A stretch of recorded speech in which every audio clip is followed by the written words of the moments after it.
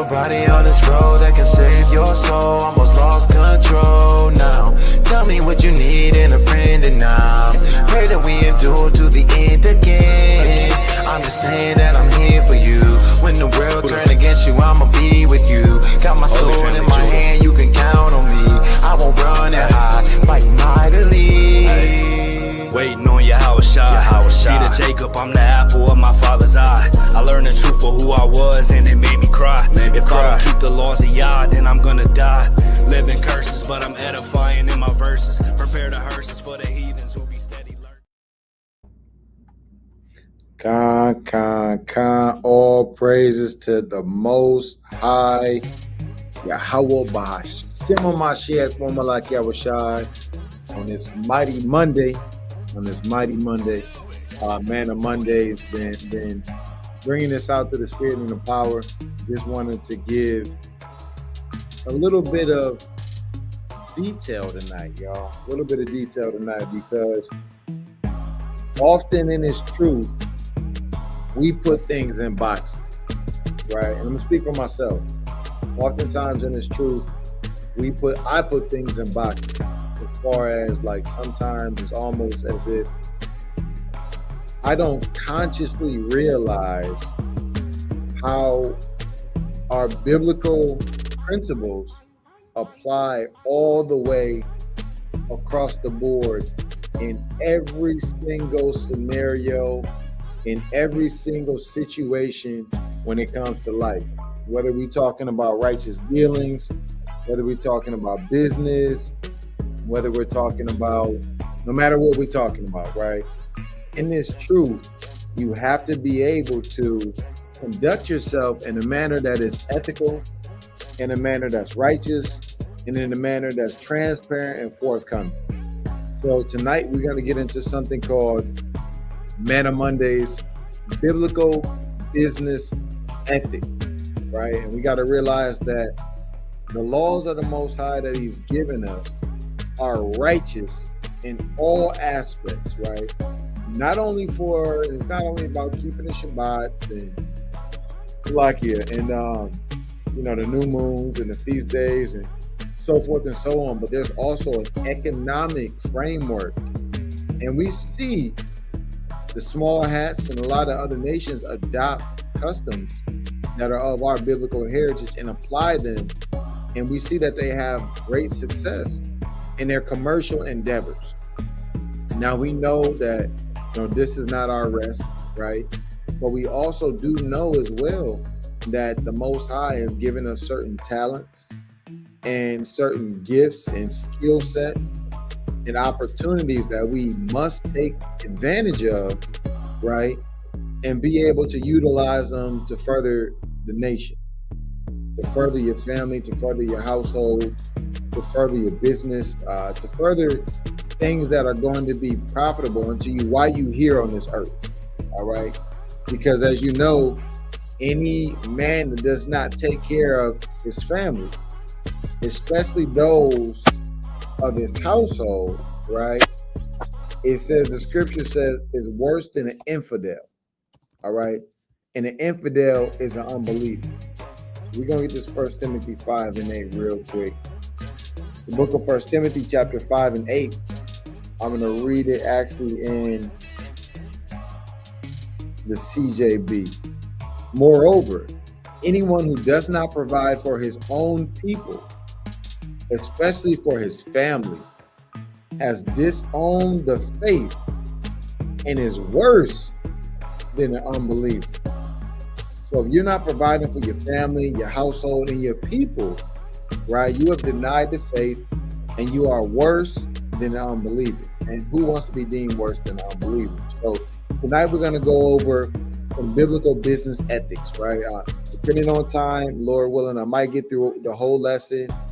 This might end up being a 2-part, a 3-part, a 4-part lesson, right? Through the Spirit and power of Yahweh Shem Yahushai. But me as a businessman myself, I have fallen into some practices in my former times that I had to correct, right? Bad business deal. When we come from the world, we come from a place of just the hustle. a hustle, a get how you live. Hey, do what you need to do.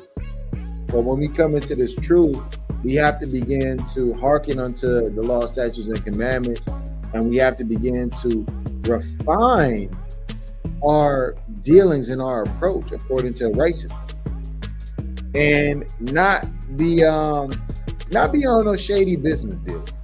Right? Let's get this real quick. I want to show one thing. Let's get that shady business dealing. All right. So shady business dealing. You cannot be into these things. It says shady business deals often involve deceptive or unfair practices designed to mislead consumers or take advantage of them. Now, there's sometimes in some cases where someone may be taken advantage of, and it may be literally unintentional. We get those small things happen sometimes, right?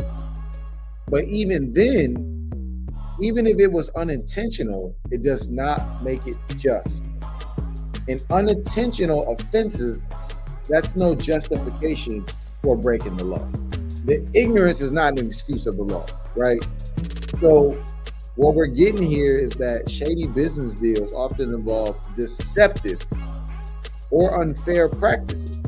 Now, you may be doing something that's not necessarily deceptive, but it might not be fair. So when we look at the law, statutes, and commandments that the Most High God has given us, we see that there's laws that govern worker employment relationships, right? Employee responsibilities, employer responsibilities, ethics according to weights, measurements, certain practices according to financial transactions dealing with interest, usury, right, which would be known as interest, certain transactions governing loans and collateral, right? Certain transactions and practices involving transparency and accounting for things. We see that there's a lot of different laws, statutes, and commandments that have to do with the way that you conduct yourself at a business standpoint. And me coming from the world, these are things that I had to learn, and I'm still learning, and I'm adjusting, Lord willing, through the Spirit and power of Yahweh Shem Yahushai, and becoming very, very conscious and intentional into how you go about these business practices, right? Not the streets no more. It's not the damn back alley deals. So you gotta stay away from deceptive business practice. These practices can include misrepresenting information, hiding costs, or exploiting vulnerabilities during negotiation. Such deals can involve criminal activity like bribery, fraud, or insider trading, right? So these are certain things in the world and worldly definitions that define and categorize a mode of business operations that are considered unjust, that are considered unethical, right? That are considered damn shady. These are things that we want to stay away from, right? Let's get Leviticus 19 and 35. Now, this is the law. Leviticus 19 and 35 through 36 reads, "Ye shall do no unrighteousness in judgment, in metayard, in weight, or in measure, just balance it, just weight, a just ephah, a just hin shall ye have. I'm the Lord your God, which brought you out of the land of Egypt." So you got to understand the Most High is about balance and is about justice and truth. And oftentimes, even in like dealing in corporate America, or dealing in other countries, international business practices, or even on dealing with just everyday commercial transactions, you have to watch it, because I'm gonna grab this quick preset, right, where it says, it's in the book of Sirach, that like sin sticks to buying and selling. Those merchant processes. All right, let me get to Sirach 27 and 2. Right, it says, Sirach 27 and 2. As a nail sticketh fast between the joinings of the stones, so doth sin stick close between buying and selling. Now, what this is showing you is that oftentimes in dealing with transactional businesses, there may be easy ways to just sin, plain up and down. You know, maybe you weren't transparent in the business process. Maybe you weren't transparent in certain costs and things that you have. Now, we understand it gets to be a very sometimes thin line, because when you're a merchant, or let's say that you're in merchant relationships, you have your cost of goods and service, but then you have the price, the retail price, as they call it, that you're offering these costs, that you're offering these goods to the open market at. And oftentimes you have what's called margins in between, your profit margins. Now, if you're dealing with a supply chain that deals with multiple layers of, you know, suppliers, vendors, certain merchant relationships, certain banking relationships, and you got taxation, you got all of these different aspects of a transaction, and you have to monitor the inputs and the outputs of these transactions, and you have to try to manage your supply chain and that transaction flow in such a way that you're dealing in all just practices. Let me just put it like that, for lack of a better word. You have to make sure that you're dealing righteously. Sometimes that can be a very, very thin line and difficult situation. And I'm gonna tell you what I mean by that. Because when it comes to transaction and transparency, right? Let's get this word real quick. We're gonna come back to this. Let's get this word right quick. Transparency. Transparency. The quality of allowing light to pass through that objects behind, so that objects behind can be distinctly seen. But the quality of being easy to perceive or detect. Now let's say transparency, business transparency, which this is key right here, because even when it says the quality of allowing light to pass through, when you think about something being, I think they call it translucent, right? Or even transparent, where light can pass through and one can clearly see that beam of light come from where it is established. And as it passed through that medium, you can continue to see the beam of light on the other side. Transparency. So when you think about transparency in business, it literally goes down to having a record of exchange, and for everything to be out in the open, for all parties to be able to receive the information, all parties to be able to understand the information to a certain extent, right? And I say certain extent because certain people are more trained at higher levels in understanding certain information that may be that may be distributed throughout the various parties in the transaction. Now, why I say that, when we go back to this Sirach right here, why I said sometimes, like, I'm led to believe it may be a thin line, because let's say that I'm supplying you with the product. Let's say I got this product from a certain merchant at $5, right? But let's say that I'm selling this product in the open market for $15, right? That's a $10 profit, okay? Now, just because you're my end buyer, I don't have to necessarily let you know what I bought this product for and what my margins are in certain situations. But depending on how your company, or how the structure is of your company, like let's say if you're a publicly traded company, all of these things is far, or let me say better yet, let's say you have to get financials that are audited. Let's get this. Audited financials. I think this is a good audited financial. Audited financial statement, a comprehensive overview. Audited financial statements are essential documents that provide a reliable and independently verified, transparent representation of a company's financial health and performance. All right.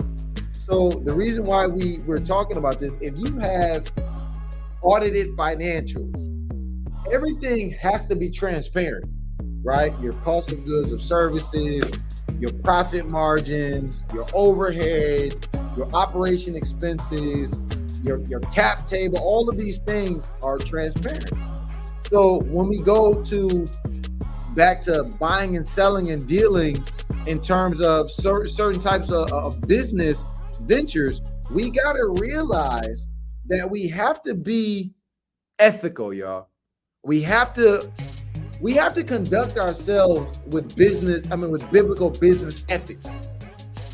Business biblical ethics. Now, when you get into the world, into traditional buying and selling, I want to get this quick precept real quick that just came to mind, right? In terms of framing mischief by law, right? Give me one second real quick, because a lot of times when you there's a lot of laws, especially in America, that literally protects certain business ecosystems and to put them into like shady business type of deal, right? And 1 second real quick. Bam. So Psalms 94:20. Shall the throne of iniquity have fellowship with thee, which frameth mischief by a law? Now there's certain laws that are put into place that are straight fraudulent, right? You know what I'm saying? A lot of things that happens with the banking system. You know what I mean? How they charge you all this interest, like they foreclose on your properties, they damn charge you all type of tax, all different types of things, right? But getting back to the point, when we go to the law, Leviticus 19:35 in verse 36, it clearly states to us that you shall do no unrighteousness in judgment, in metayard, in weight, or in measure. You cannot have transactions where I'm expecting as the end buyer, let's say I'm trying to buy a pound of sugar, right? But you've marked on this transaction that this is in fact a pound of sugar, but it's really damn 17, let's say 8 ounces. It's 8 ounces. So 16 ounces in a pound. Well, you only have 8 ounces of sugar, but you've marked this 8 ounces of sugar in a bag that's marked that says a pound of sugar. And you're selling this as a pound, right? In the ancient days, they had that's fraudulent. That's not having righteous judgment according to weight, right? And in the ancient days, I'm going to show y'all this real quick. They had old school, let's see, weights and balance scale, right? I want to go to ancient real quick. Bam. So look right here. If we look into right here, ancient balances and scales. All right. This is what also is going into, you can rig the scale because scales were adjusted based on certain weights and counterweights to make sure that things were balanced, right? On a fulcrum, I think it's called, right? As you see here. And so you can fix the scale by doing certain things like offsetting the fulcrum. So therefore, if I'm putting 5 pounds over here and 5 pounds over here, if my scale is fixed, then now that's an unjust balance. It's an unjust weight because it's off on the fulcrum. So now I can easily cheat somebody. These are the type of practices, right? Just giving an example in business that we cannot be doing, y'all. When you're doing things in weights and measures, right, and balances and things of that nature, these are things that we have to consider. Let's get Proverbs 11:1. Proverbs 11:1. A false balance is abomination to Yahweh, but a just weight is his delight. Now the Most High delights in fair practices and fair principles. These are all principles in the Torah, y'all. Right? A false balance. Let's go into this word balance real quick, y'all. Right here, balance. Look, scales. So a false balance, that means you have a pair of scales that's not balanced. It's off. It's not calibrated properly. And that is normally done so that people can be deceived. Deceptive business practice. And I've done deceptive business practices before. It's not good, y'all. You got to come into this truth and you got to put off the old man. And a lot of people may get into these various type of deceptive business practices because they chasing that what they call it, the almighty dollar. Is that what they call it in America? And we're not chasing the almighty dollar because the almighty is not the dollar. The almighty is Yahweh. So these are things that are basic biblical business ethic principles. So remember, a false balance is abomination to the Lord Yahweh, but a just weight is his delight. Now let's go into this word just. Complete. Look, shalom. Safe, at peace. Right? Full, just, made ready, peaceable, perfected. So the Most High wants you to operate at a place, even in your business dealings, that are ethical, that are just. And it reminds me in terms of even when we go to, let me get this real quick, Deuteronomy 4, I believe is what I want. Right? And this is why the Most High commands us, even as his chosen people, to be that light, to be an example to the nations. They should look at us and say, look, keep therefore and do them, for this is your wisdom and your understanding in the sight of the nations, which shall hear all these statutes and say, surely this great nation is a wise and understanding people. Our business acumen and ethics and practices should be at such a high superior level that the other nations look at our practices and they say, wow, what a wise nation. They're not dealing in falsehood. They're not dealing in deceit. They're not robbing. They're not frauding. They're not stealing. They're not killing. They're not murdering. They're not doing all of these things that go into unrighteous, sinful, shady, wicked business practice, y'all. These are things that as a nation of kings and priests and merchants, you got to think, y'all, in the ancient world, right? We were great merchants. We've always, as a people, had a strong business acumen in trade, finance, right? Certain metallurgy, right? Fabricating certain types of, what is called woodworks and things of this nature. Trade. We're going to get into some of these examples. Let's get Sirach 42 and 4. Sirach 42 of exactness of, hold on, I'm going to read up a little bit. I'm going to start with 42 and 1. Of these things be not thou ashamed, and accept no person to sin thereby. Now this is a warning. It's saying, look, these things that I'm about to go into right now, don't be ashamed to do these things, right?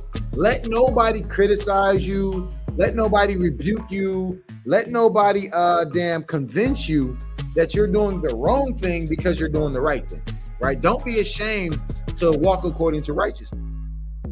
Of the law of the Most High and his covenant, and of judgment to justify the ungodly. You don't want to be justifying the ungodly with your unrighteous business practices as well.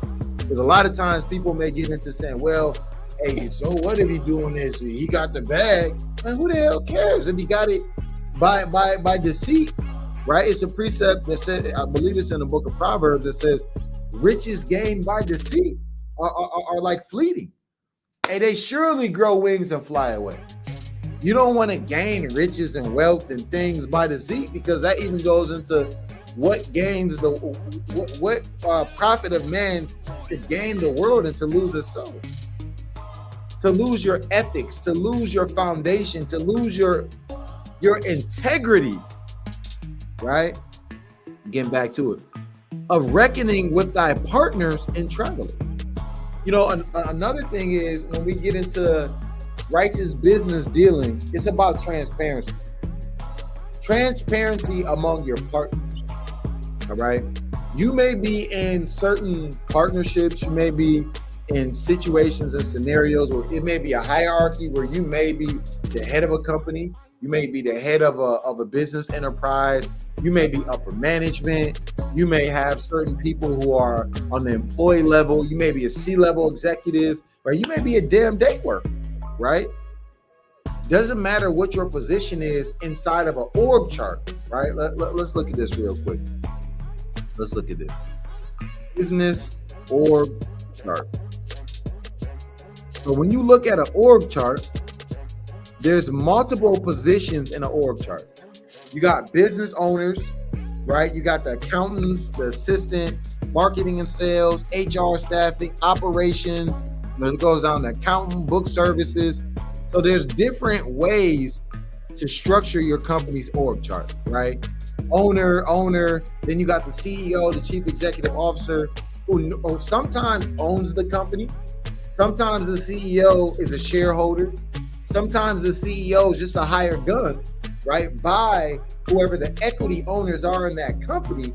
And the CEO has a job description to execute certain tasks and responsibilities as a fiduciary in a fiduciary capacity, right, on behalf of the company's mission, vision, purpose statement, right?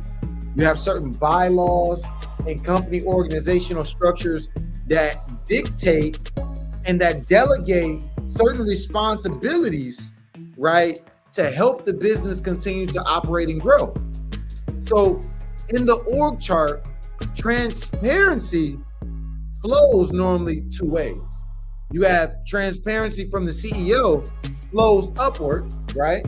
But then you have transparency from the CEO that flows downward, and some things are on a need to know basis. Like if I'm working in let's say the marketing department, I might not have transparency based on my roles and responsibility to know everything that's going on the C-level executive, right? The CEO, the CFO, the CTO, whatever C-level, C-suite executive that they call. But in a partnership, I have, or in depending on what position you have in certain business org charts, you have a responsibility to be transparent and to share the information with those parties that it's mandated for you to share. Now, why is that important, y'all? Why is that important? Because of reckoning with thy partners and travelers. You want to be in a position where no matter if it's good, if it's bad, if it's ugly, no matter if it's the hard conversation to have, you don't want to be withholding information from your partners. Now, sometimes we understand information or sometimes objectives in the business flow might not be executed to the precision that everyone desires on the organizational level. But that does not give you the excuse or the right to withhold that information from your partners. That's why it says of exactness of balances and weights, or a salakia, of reckoning with thy partners and travelers. You want to be moving in a spirit of precision, transparency, and of excellence. That is what builds trust. You can't be trustworthy if you can't build trust among partners, right? If you can't not be responsible and if you can't be honest. Doesn't the scripture say, that we should not lie one to another? So these are things that when you go to biblical business ethics and practices that we must be conscious of, right? Reading on. It says, or of the gifts of the heritage of friends. Now, mind you, these are all things that you should not be ashamed of.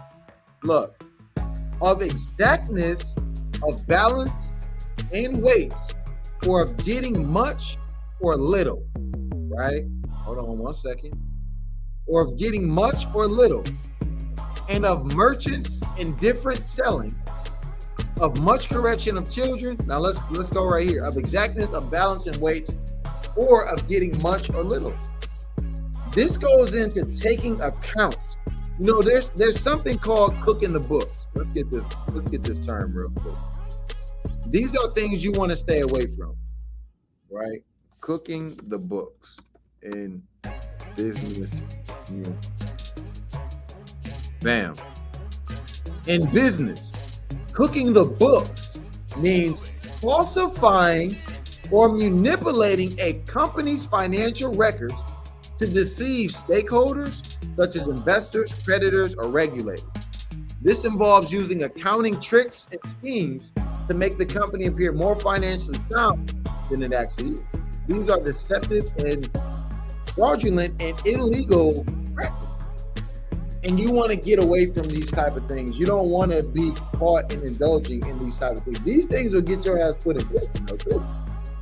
But even on a higher level, on a spiritual level, you want to have your mentality in a place where, look, the Most High is either going to bless you or the Most High, and listen to this, y'all. Blessing does not always mean financial increase, right? I wrote down something that I was in a Zoom earlier, right? And a brother had brought out something that I literally wrote this down because I really identified with it. He said, I became successful because I fail a lot. Really think about that. Success is the culmination of being able to, Lord willing, take your failures and build upon them, right? Because if you always only win, you don't know what it feels like to lose. And if you're always only winning, you kind of lose this tenacious mentality to overcome hardship, right? And so getting back to cooking the books and things of that nature, these are deceptive business practices that go back to deceiving. And we don't want to be with a spirit of deception, right? So, like I was saying, it's not all success does not mean always financial abundance. There's great success that comes in failure. And sometimes the Most High, your all praise Yahweh Shem Yahweh Shai, he brings you success through your failures because that's building your character. That's building your tenacity. Let's get into this word. That's building your endurance. But I want this word tenacity, right? Tenacity. Tenacity, or being tenacious, is the quality of being determined and persistent in the face of challenges or setbacks, refusing to give up on a goal. Now, you might have set a certain goal through the spirit and power of Yahweh Shem Yahweh Shai, and the Most High might not let you obtain this goal as quick or as easy as you would desire to. All right? That's okay, y'all. That doesn't mean start cutting corners. And that doesn't mean start damn selling your soul. Hey, that doesn't mean start cheating. They start committing fraud, right? All of these different things just to try to accomplish your goal. Because now, first of all, you're sinning. Second of all, you're compromising your integrity. You're compromising your integrity. You're winning by cheating, so are you really winning? You got to ask yourself these things, y'all. Right? Let's move on. Let's get Deuteronomy 24 and 14. Let's get Deuteronomy 24 and 14. And I think I won through 15, matter of fact. Because another thing that we got to realize is that the scriptures also give us principles and foundations on how to conduct yourself in positions of authority. You may be in a position where you have people under you, whether that's in your business, whether that's in a company that you work for, right? You may be in upper management, you may be in middle management, you may be in entry-level management, you may have people who are in rank underneath you in your org chart, right? In your organization. And you have to understand the principles of being an authority. A lot of people, they let authority go to their head. And that's dealing in pride. Right? A lot of people are bad bosses. Straight up and down. They don't know how to delegate things in a manner that's respectful, that's equitable, that's reliable, right? They don't know how to be personable. They don't know how to talk to people and communicate with people without putting them down or demeaning. And these are all things that you got to learn sometimes. Because even going into a position of leadership or authority, if you're not moving through the right spirit of humility, right? And if you don't have experience sometimes in these things, it can definitely go to your head. And you can get a puffed up spirit of pride on you, where now you start mistreating, your workers or mistreating your partners because you're puffed up in pride in this position of authority. And we know, like the precepts say, hey, before the pride comes the fall, paraphrasing. So you want to be able to check your pride, and you don't want to be in a position where you become the damn oppressor. Now, it's a difference between, we understand in a position of authority, sometimes you gotta lay the hammer down, straight up and down. Certain situations, you might have to be a little bit more aggressive, a little bit more forward, right? Certain situations, you may have to be a little bit more meek in your conversation and your authority. There's different styles, but there's a balance that you have to have. You cannot be, well, you can, but it's not going to be profitable. I'm telling you, led to believe. The damn dictator all the time. Where it's my way or the highway. Where you can't take advice, right? Doesn't the precept say that a wise king has many counsels? So you want to be able to, even in business and in a position of leadership, be level-headed in your communication, in your execution, right? And that even goes back to how you manage relationships, right? So in this Deuteronomy 24:14, it says, thou shalt not oppress an hired servant that is poor and needy, whether he be of thy brethren or of thy strangers that are in thy land within thy gates. Now, there's a way to go about things. Now, I personally believe that the children of Israel are above all other nations because that's what the scriptures teach. However, even with that hierarchical status, that kingdom mind frame, you have to understand that you have to conduct yourself according to that level. You can't just proclaim to be the greatest, proclaim to be at an elevated state, and not embody that in righteousness. These are things that you got to consider and that you got to understand, right? You can't be that way. So from that perspective, when you think about, bear with me, y'all. Bear with me. So when you think about these things, right, you have to go and be in a perspective of that you can't go around oppressing your servants, and you can't go around oppressing your workers. Because a lot of times when you're in these positions, right, people are depending on you for their well-being, for their livelihood. A lot of people have jobs and a lot of people have employment opportunities that they don't like to be at.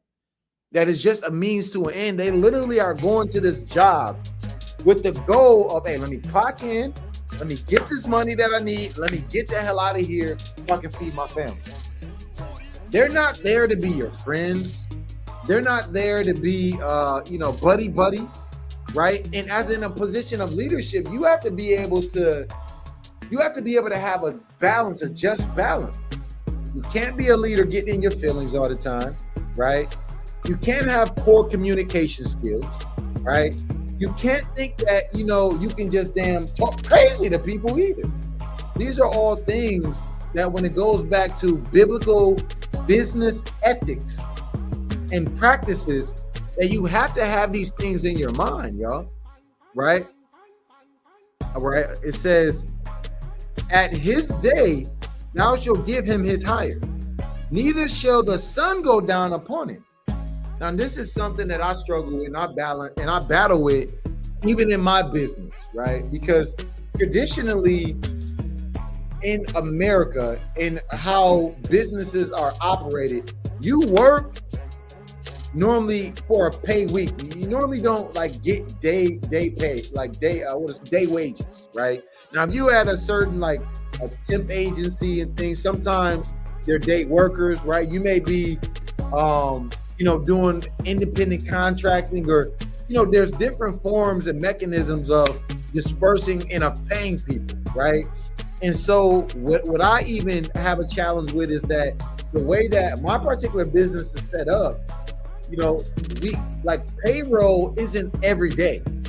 All right. So it's like traditionally in America, there's a pay period where you might even work. I think it's called let me get this real quick. I think it's called a check in a hole. Let me see this real quick. Check in a hole. I think that's what it's called. Right. Lock here. All right, bam. The phrase in the hole in the context of employment paychecks typically refers to a situation where an employee's first paycheck is delayed, often by 1 or 2 pay periods, due to payroll processing timeline. It's not a literal hold on your pay, but rather a consequence of how payroll is processed, especially when starting mid-pay period. Now, this is what I mean by framing mischief by law, right? By the laws, because laws doesn't always go into codified statutes and things that are more of a judicial capacity, right? Laws also can go into certain frameworks or certain type of a culture. Like they say, I'm gonna get this real quick. Corporate culture, for example. Corporate culture encompasses the shared values, attitudes, and behaviors that characterize an organization and shape how its members interact. So we got to understand that laws don't always refer to something in a judicial capacity that's governed by a court.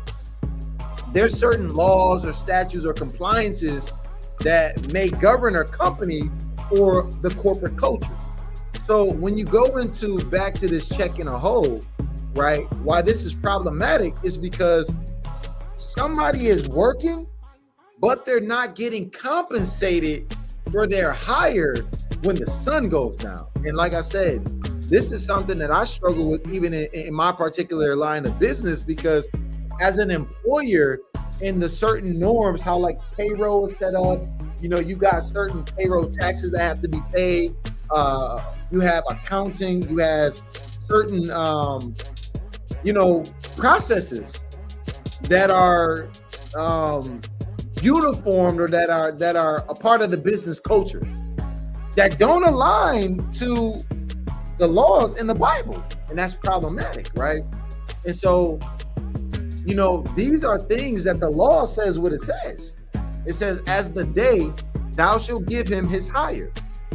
At his day. So that means once a worker completes a task, right? Technically, biblically, they're supposed to get their pay before the sun goes down, right? And so, for he is poor and setteth his heart upon it. He's depending on those wages. Lest he cry against thee unto Yahweh, and it be sin unto thee.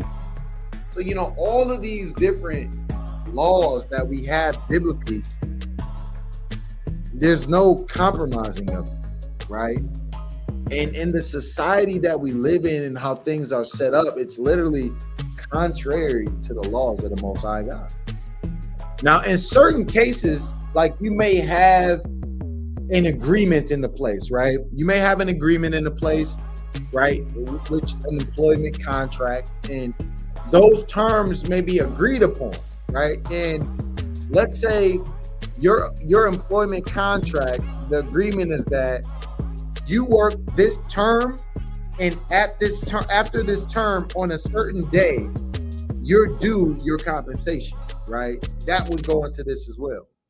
If that compensation is due on that day according to that agreement, you're not a day worker. And as an employer, or as someone who's a, I think it's called what is accountant? That's what I'm looking for, right? Accounting practices and things of that nature, right? You have to uphold these responsibilities according to the law, statutes, and commandments of the Most High God.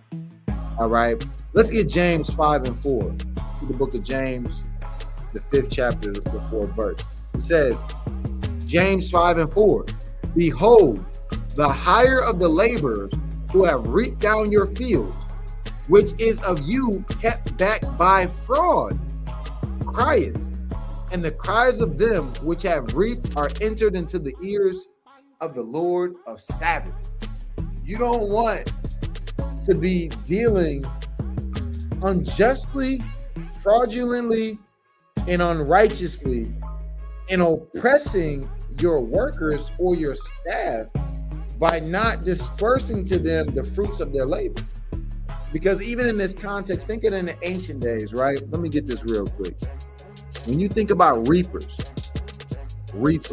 in the field, there were certain agricultural practices. I want to get this. Now a lot of these things are done by machinery, right? But even with done by machinery, you have people who are operating these machineries, unless they're robotics, AI, farming equipment, and different things of that nature are coming online, right? But when you think about the reapers, we're not talking about the grim reaper, right? But even that's how you see that sickle. I believe that's what it's called, the sickle, right? You had, they come into the field. Look at this picture right here. And a lot of our Northern Kingdom brothers and sisters, believe it or not, they still hold and do these practices, right? On various type of agricultural farmland and things of that nature, right? So you see right here, look at them. They got the sickle. The reapers, right? So bam, you see they would take the sickle and they would reap by chopping down the grain or the barley or whatever the agriculture may have been. And by chopping that down, they would then bundle it. So normally these reapers, to my understanding, especially in the ancient days, were more like day workers, right? They would get their compensation before sundown once the work has ceased, once they've completed their work for the day. That compensation may have been in a form of, some monetary remuneration. That compensation might have been in the form of something such as, their share of what they gathered. You follow what I'm saying? Kind of like a revenue share, for lack of a better word, right? So when you think about these things, a modern day reaper would be a worker, an employee, right? In any type of format, whether that is a hired employee on a salary basis, a weekly basis, whether that's on an hourly wage, whether it's per task, whether it's a retainer-based consultant, whatever it is, you don't want to be withholding the wages of your employees, right? And if you are entering into a situation, like I've been in situations before where building a business, you have expectations of generating X amount of revenue, and maybe you don't meet certain goals or certain timelines, but you have payroll that you owe your employees who have worked, and they are expecting this to pay their bills. In those situations where you fall behind, you got to be transparent, huh? You got to be transparent. You got to be honest. You got to go to these employees and to your staff and to your team and say, hey, look, I know that payroll is supposed to be on this day. Slacky, let me get a drink. I know that payroll is supposed to be on such and such day. We didn't make payroll. It's going to be delayed. You got to be transparent. And 9 times out of 10, they're not going to be happy, right? They're not going to be happy because they're depending on these wages to take care of their family. But a lot of times, people are more understanding, even if they're not happy, that you were honest with them, that you didn't string them along. Nobody likes to get strong. Nobody likes to get strong along, y'all. Think about it. Nobody likes to be strong alone, right? Let's get this Iraq 34 and 26. Because Iraq 34, verse 26. I think I'm going to go to 28, if I'm not mistaken.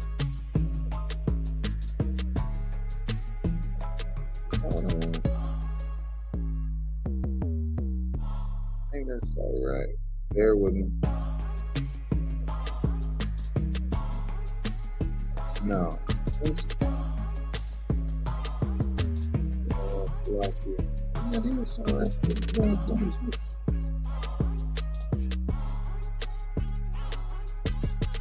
Nah, that's not what I want. Lucky.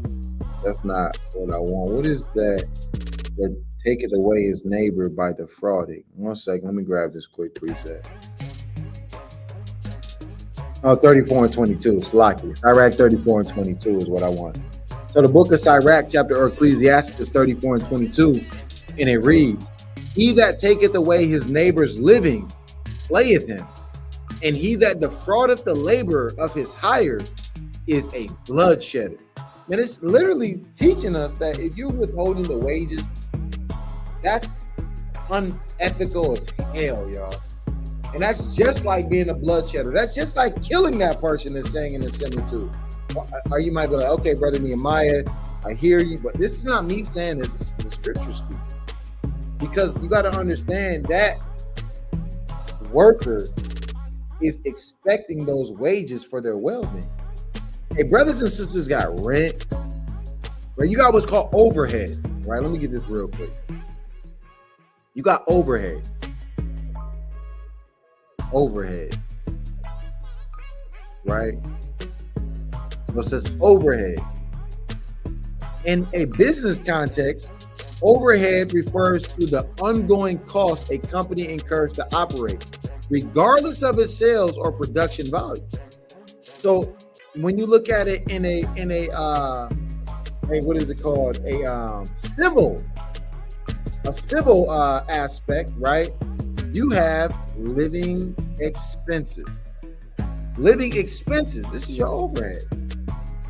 Understanding living expenses. Look, living expenses encompass the essential costs required to maintain a household and daily life, including food, transportations, utility, a healthcare, entertainment goes into that as well, though.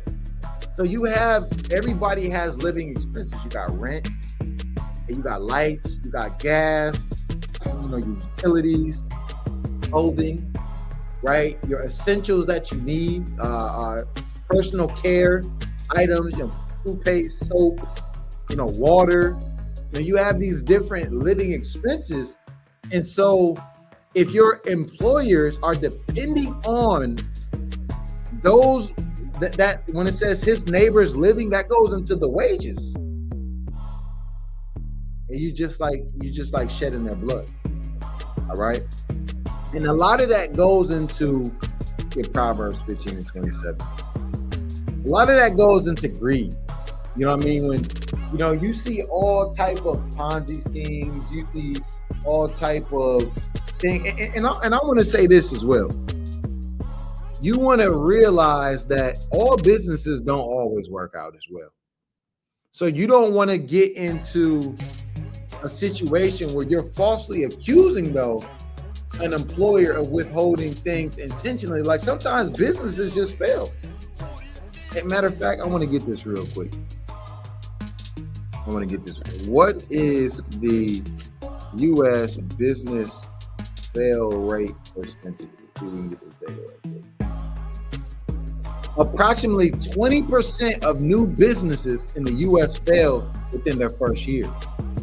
This number increases to 50% within 5 years and 65% by the 10-year mark. So within the first year, within the first 365 odd days, as they say, right? According to the fiscal calendar, the business calendar, 20%, that's 2 out of every 10 businesses that start are going to fail in the first year. Within the first 5 years, 5 out of 10 businesses that start are going to fail. And 6.5, so let's round it up, 7 businesses out of 10 are going to fail within the first 10 years. So sometimes businesses fail, y'all. Hey, companies go bankrupt, and they go what they call belly up, right? They go, I think it's called Chapter 13, Chapter 11, reorganization of assets, right? Hey, things happen. So you got to understand these things, right? Whether you're an employer, whether you're an employee, whether you're an entrepreneur, but that cannot change your ethical principles.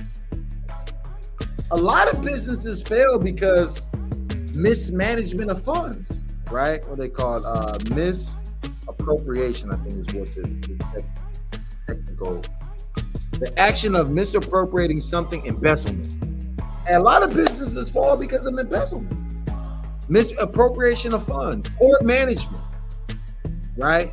No direction in the business ecosystem. All of these are different things that may cause, right, strife. And a lot of times these things are caused because of greed. So when you're in a position of operating a business, when you're in a position of, having certain responsibilities in business, you want to make sure that you're not moving in the spirit of greed, right? Proverbs 15:27. He that is greedy of gain troubleth his own house, but he that hateth gifts shall live. And gifts goes into briberies as well. A lot of times businesses fail because they have what they call, they made a bad business deal. And that deal may be rooted in greed, it may be rooted in error, it may be rooted in bribery. And they may took a payoff, right? You may pay it off a certain official so you can get a certain contract. And next thing you know, when transparency happens, or when an audit happens, or when that comes to the light, now you damn have committed something criminal. Now your business contract is pulled. Now you can't afford to pay your payroll. All type of things, man. All type of sticky business situations that go on. You follow me? So you want to stick on your principle.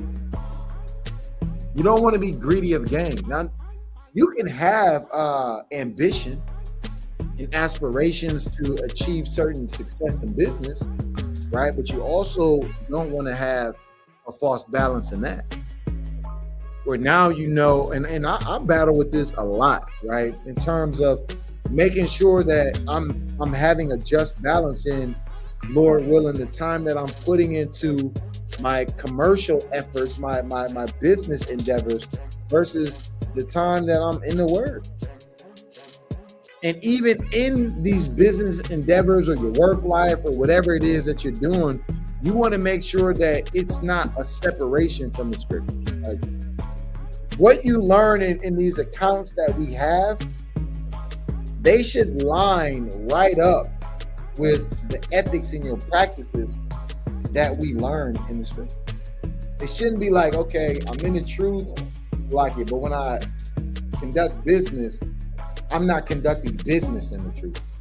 If that makes sense, y'all.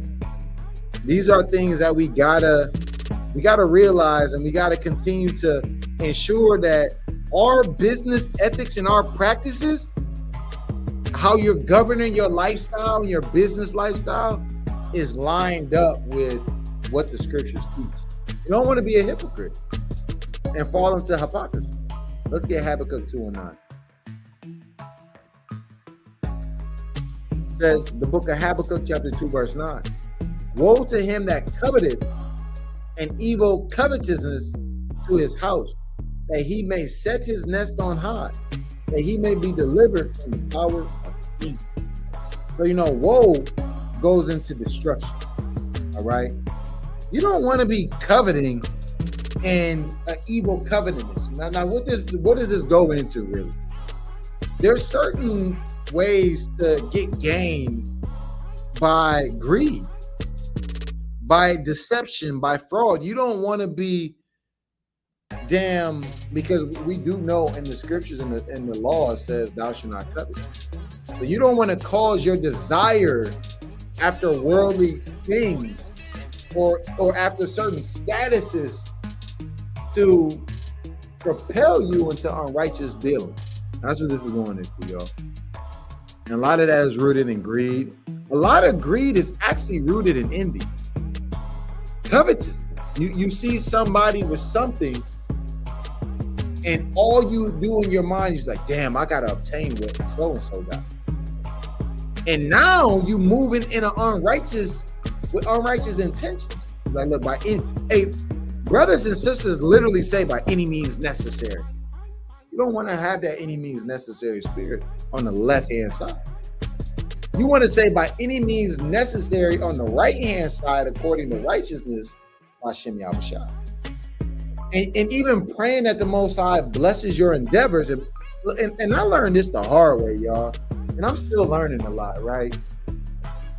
When you pray for the Most High to bless your endeavors, that doesn't mean that every transaction or the things that you set out to do, the Most High is going to allow you to be successful in them and to prosper in those things.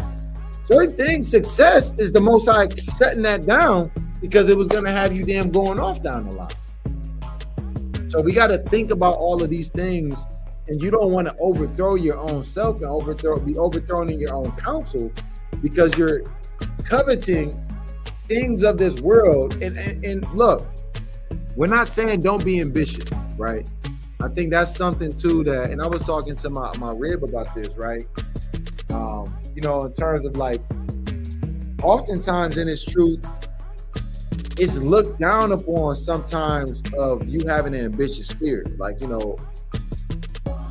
there's nothing wrong with godly ambition, but you have to have a balance with that, right?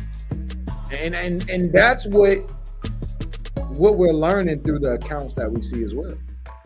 It's having a balance, right? Let's move to 1 Timothy 6 and 9.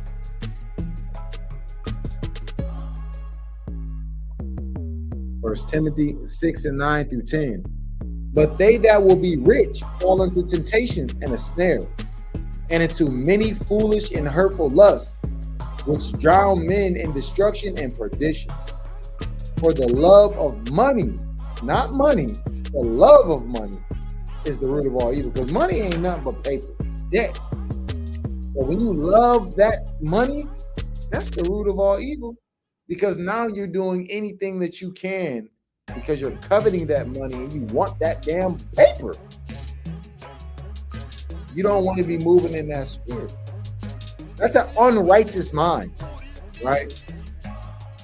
And you know what? It brings me to a precept that when I first heard this precept, right? The king of precept real quick. It really said a lot, right?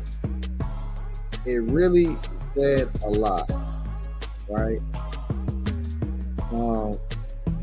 Man, this is a heavy precept. This Iraq 10 and 8. Because of unrighteous dealings, injuries, and riches got by deceit, the kingdom is translated from one people to another.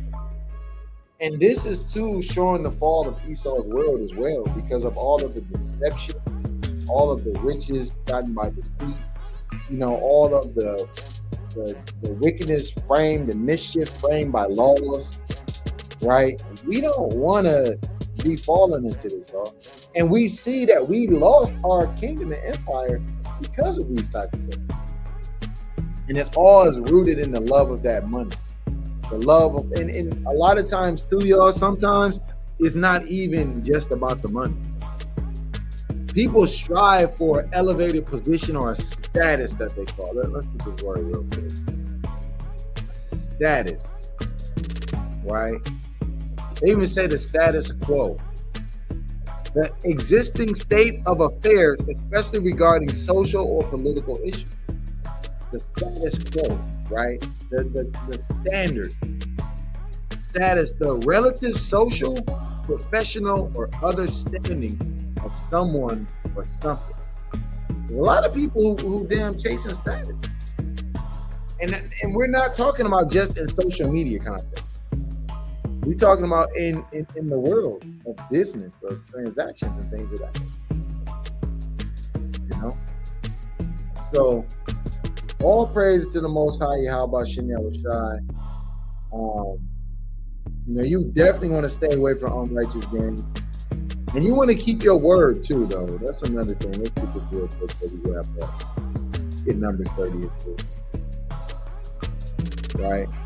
Get number 30. If a man vow a vow unto the Lord, and swear an oath to bind his soul with a bond, he shall not break his word. He shall do according to all that proceeded out of his mouth. Right? Now, we know the context of this, for the first portion of it is talking about making a vow unto the Lord. Right? But we also know, well, not but, also in addition, we know that this goes into giving an oath. And if you give your word that you're going to do something, right, whether in contract form, a verbal form, you got to do your best to keep your word. And it's not always an easy thing, because things, unforeseen circumstances may come up. But that goes back to transparency, right? And it's not always an easy thing. You know, when you drop the ball, it's an easier thing to run sometimes than to just stand still. But what does the Most High want you to do? Be a man of your word. Be a woman of your word. Right? Let's get Matthew 5:37. Get the words of Yahweh. But let your communication be yea, yea, nay, nay, for whatsoever is more than these cometh evil. So at the end of the day, too, you want to be as straightforward in business and your dealings as possible. And you don't want to be known as, you know, well, kind of shady. You know what I'm saying? You don't really say yes or no. You don't want to be in that gray area. To the best of your ability. Now, sometimes you just might not know. You might not have an answer. Hey, but lay your hand on your mouth. Let that be known. Hey, look, no, I really don't have a solution to this right now. And people will respect that. You know, you want to try to be as straightforward as possible. And that goes into keeping your word as well. Because sometimes if you say too much, you might get yourself into something by just babbling. And now you and say all this extra stuff that's not really relevant, might not be true. You know, instead of just, hey, it's this. This is what it is. Take it or leave it, Lord willing. You know, people respect, you know, being direct. Right? Let's get Sirach 37 and 13 and we'll wrap up, Lord willing. Sirach 37 and 13. And let the counsel of thine own heart stand. And there is no man more faithful unto thee than it. For a man's mind is sometime one to tell him more than 7 watchmen that sit above in the tower. So you also have to use discernment and discretion in your business deal. Right? Move through the spirit. You know, take account of things. Sit back, meditate on it. But reflect on it. Hey, write it down. Get as much data as you can on it. Analyze it. That goes back into knowing the whole matter. Doing things decently in order before you execute on it. So with that, we're going to go ahead and wrap up. I'm going to give all glory, praises, and honor to the Most High God, Yahweh. We do so by Shema Mashiach, Womalak Yahushai. Monday, Manna Mondays. Biblical Business Ethics, Part 1. And Lord willing, we're going to get that Part 2. Maybe even a Part 3, y'all. From Yashala.